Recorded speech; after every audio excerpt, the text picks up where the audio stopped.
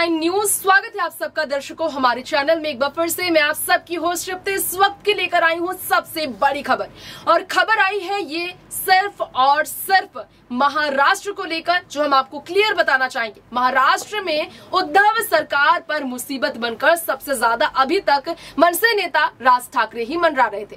मनसे नेता ने जिस तरह से खुली चुनौती दी उद्धव सरकार को, सीधे कहा है कि 3 मई तक का ये इंतजार कर रहे हैं हम, तब तक अगर मस्जिदों से लाउड स्पीकर नहीं हटाया गया, अगर मस्जिदों से लाउड स्पीकर को बैन नहीं किया गया महाराष्ट्र में, फिर हिंदू तैयार है 3 मई के बाद जो होगा उसके लिए उद्धव सरकार तैयार रहे, तब हमें वो रोक नहीं सकते हैं, तब वो हमें रोके नहीं। जिसके बाद ठाकरे, जी हां, उद्धव ठाकरे के आवास के बाहर भी हनुमान चालीसा का पाठ शुरू हो गया।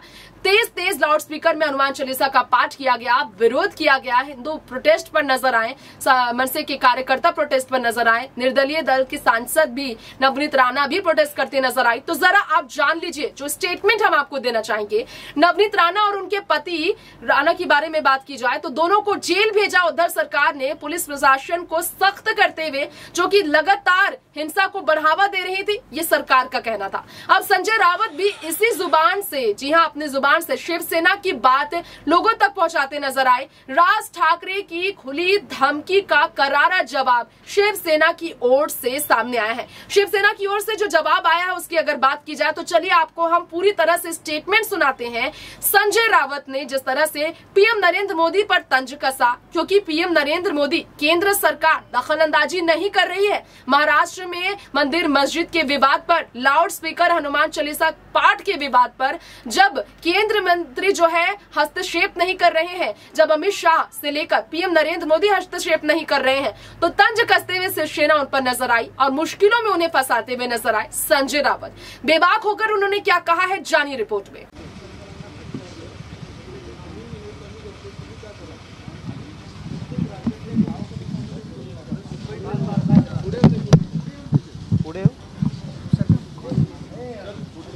सर थोडासा पुढे मागे, थोडासा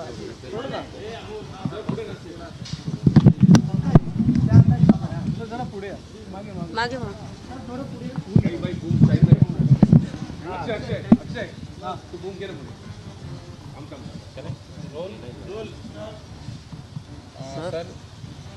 सर काय सांगाल, इंधन दर वाढ होत आहे त्यामुळे वॅट राज्याने कमी करावा, कालची जी बैठक होती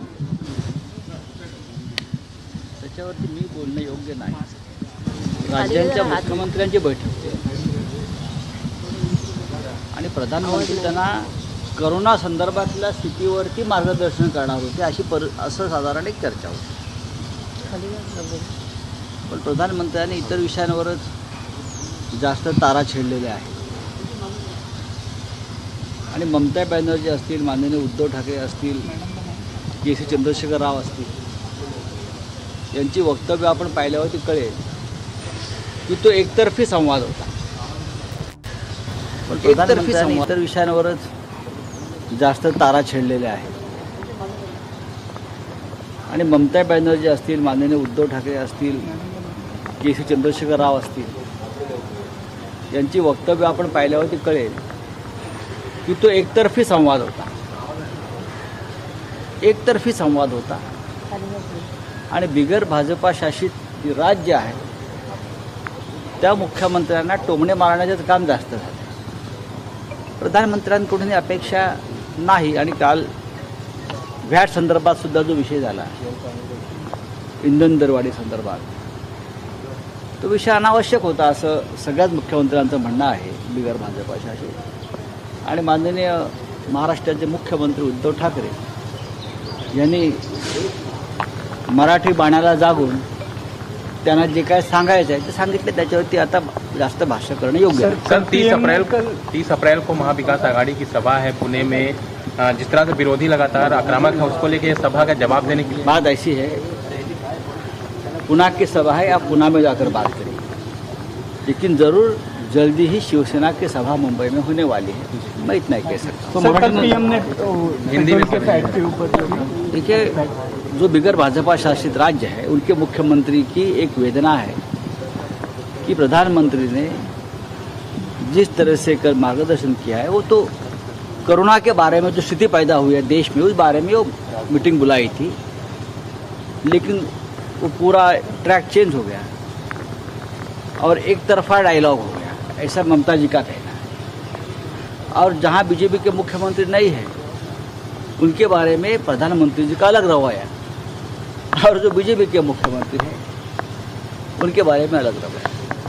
देश के प्रधानमंत्री की एक भूमिका एक राष्ट्र के लिए होनी चाहिए, वैसी कल नहीं दिखी। ऐसा कहना माननीय मुख्यमंत्री महाराष्ट्र के उद्धव जी का है, ममता जी का है, तेलंगाना के मुख्यमंत्री भी यही कहते हैं। तो ठीक है, अब जो हुआ है देख लेंगे। पुण्यामध्ये सभा संदर्भात 2017 साली भाजप शिवसेना आणि राष्ट्रवादीची युती होणार होती, पण राष्ट्रवादीने शिवसेनेसोबत युतीला नकार दिला होता, त्यामुळे त्यावेळी ती युती झाली नाही। मला असं वाटत नाही कोणीतरी अफवा पसरवत आहे। मला माहिती आहे काय घडणार होतं आणि काय घडणार आहे उद्या सुद्धा, कालचं बोलत नाही मी, उद्या काय घडणार आहे हे मला माहीत आहे। त्याच्यामुळे या जुन्या पाचोळ्यावरती फार पाय ठेवून वर कशाला आवाज करतात, असं काही घडलेलं नाही। बीजेपी की तरफ से यूसुफ लकड़वाड़ा का कुछ फोटो ट्वीट किया गया है, जैसे शरद पवार के साथ फोटो। बात ऐसी है मिस्टर लकड़ावाला उनके साथ किसके फोटो है ये सवाल नहीं है, सवाल वो नहीं है उसके साथ किसने आर्थिक व्यवहार और गैर व्यवहार किए हैं ये सवाल उठाया है। उस बारे में बोलिए, किसके साथ किसके फोटो है उससे क्या होगा। जो सवाल पूछा है उसका जवाब दीजिए, लेकिन बीजेपी के पास अगर ये नहीं होगा जवाब तो ये फोटो निकालो, ये निकालो। किसी के साथ भी ये मोबाइल के कैमरा के ज़माना में किसका भी किसी के साथ फोटो आ सकता है, समझा। कौन बाजू में आकर खड़ा रहता है किसी शादी में किसी समारोह में, कौन किसका फोटो निकालता है उससे कोई मतलब नहीं है। सर मराठीमध्ये मोहित कंबोज यांनी आरोप केले की मला कोणी आरोप केले माहीत नाही आहे। महायुतीच्या नेत्यांचे अनेक असतील ना, प्रश्न कोणाबरोबर कोणाचे फोटो आहेत हा नसून संबंधित व्यक्तीबरोबर ज्याला ईडीने अटक केली होती 200 कोटीच्या मनी लॉन्ड्रिंग प्रकरणात, त्याच्याशी कोणाचे व्यवहार झालेले आहेत आणि त्यांना ईडीने चौकशीसाठी का बोलवलं नाही हा प्रश्न आहे। तपास कोणाचे कोणाबरोबर फोटो आहेत हा नसून आर्थिक व्यवहार कोणी केले मनी लॉन्ड्रिंगच्या आरोपाखाली अटकेत असलेल्या व्यक्तीबरोबर, या प्रश्नाचं उत्तर या लोकांनी द्यायला पाहिजे। पण सत्य बोललं की त्याच्यापासून पळ काढायचा, भूमिगत व्हायचं आणि दुसऱ्या विषयावरती लोकांना गुमराह करायचं, हे यांचं धोरण आहे। सध्या मोबाईल किंवा मोबाईलमधला कॅमेरा टेक्नॉलॉजी या काळामध्ये कोण कोणाबरोबर फोटो काढेल एखाद्या कार्यक्रमात समारंभात वगैरे हे काय कोणी सांगू शकत नाही, आपल्या हातात नसतं। चौकशी करणार गृहमंत्र्यांनी सांगितलं आहे। पेट्रोलियम मंत्र्यांनी आता जे ट्विट केलेलं आहे, राज्यात इंधनाच्या भावापेक्षा दारूचे भाव स्वस्त आहेत असं त्यांचं हे मध्य प्रदेशविषयी बोलत असतात किंवा कर्नाटकविषयी बोलत असतात, महाराष्ट्राविषयी नसतील बोलत। कदाचित चुकून त्यांचं ट्विट करताना राज्य बदललं असतं। तर देवेंद्र फडणवीस यांनी वक्तव्य केलेलं शिवसेना मोठा भाऊ आहे नेहमी बोलते, पण मागच्या निवडणुकीत राजेश्वर सिंग ईडीचा जॉईंट डायरेक्टर बरं का, तो भाजपात सामील झाला, त्याच्यावर त्यांचं काय म्हणणं आहे। आणि आमदारशीची निवडणूक लढून जिंकून आला, ज्याच्यावरती व्हिजिलन्स इन्क्वायरी सुरू आहे, त्याच्यावरती भाजपचं काय म्हणणं आहे, किंवा इतर अनेक राज्यातले पोलीस आयुक्त IAS अधिकारी हे जे भाजपात सामील झालेले आहेत त्या संदर्भात बीजेपीचं काय म्हणणं आहे त्यांनी स्पष्ट करावं।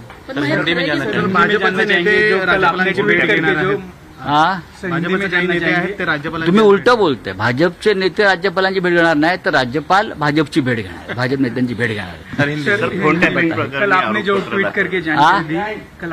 मैंने एक जानकारी दी है कि नवनीत राणा जो जेल में है उनका एक अंडरवर्ल्ड कनेक्शन सामने आया है मनी लॉन्ड्रिंग के मामले में। लकड़ावाला, यूसुफ लकड़ावाला, आप जाकर देखिए, सर्च कर लीजिए कहाँ भी, आपको पता चलेगा। उसके डी गैंग का फाइनेंसर के नाम में वो जाना जाता था। अंडरवर्ल्ड कनेक्शन उसके बहुत खतरनाक थे। 200 करोड़ के मनी लॉन्ड्रिंग मामले में ईडी ने उसको अरेस्ट किया था, लकड़ावाला के जिसके साथ आर्थिक व्यवहार हो गए थे, फिनेंशियल ट्रांजैक्शन हुए थे, वो सबकी जांच हो गई। लेकिन एक ट्रांजैक्शन ऐसा था जो नवनीत राणा के साथ हुआ था, 80 लाख 80 लाख का ट्रांजैक्शन हुआ है नवनीत राणा के साथ। उसकी जांच क्यों नहीं हो गई, क्यों छुपाया गया? नवनीत राणा को क्यों नहीं बुलाया गया जांच के लिए? ये सवाल मेरा सिर्फ ईडी को नहीं है, ये सवाल ईओडब्ल्यू को भी है। मुंबई के कोई तो बचा रहा है। उससे एक बात साफ होती है, मुंबई का और महाराष्ट्र का जो माहौल खराब करने की कोशिश हो रही थी, हनुमान चालीसा से लेकर लाउड स्पीकर तक, उसके पीछे एक बहुत बड़ी अंडरवर्ल्ड की साजिश है। अंडरवर्ल्ड का पैसा उसके पीछे लगा है। अंडरवर्ल्ड दहशत और टेरर यहाँ निर्माण करना चाहता था, ऐसे लोगों को पकड़कर। उनको पैसा कहाँ से आता है ये भी अब खुलासा हो रहा है धीरे धीरे, और जल्दी और बड़े खुलासे होने वाले हैं। बीजेपी के कुछ नेता सगळे सोंगाडेच आहे। दादा कोंडके असते त्यांना खूप सिनेमाचे विषय मिळाले असते। पांडू हवालदारच्या धर्तीवर भाजपा हवालदार त्यांनी टाकलं असतं, सोंगाडा नंबर 2 टाकले असते। एवढे सोंगाडे निर्माण झाले आहेत विरोधी पक्षामध्ये की प्रत्येक सोंगाड्यावर एक सिनेमा आला असता। देवेंद्र फडणवीस ने कल बोला है कि जो शिवसेना का हिंदुत्व है वो गधाधारी है, गदाधारी नहीं। अच्छा, हम जो गधे थे उनसे हमने दूरी कर ली है। गधाधारी जो गधे थे उनसे हम दूरी कर लिए, अब हमारे हाथ में सिर्फ गदा है।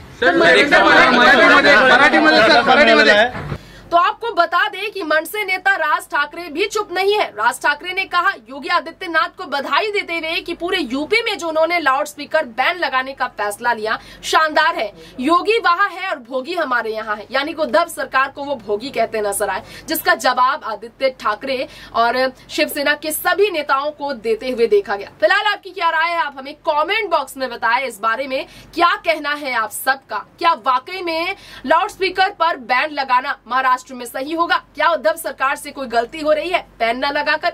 हमें जरूर बताएं। लेंगे इजाजत, नमस्कार।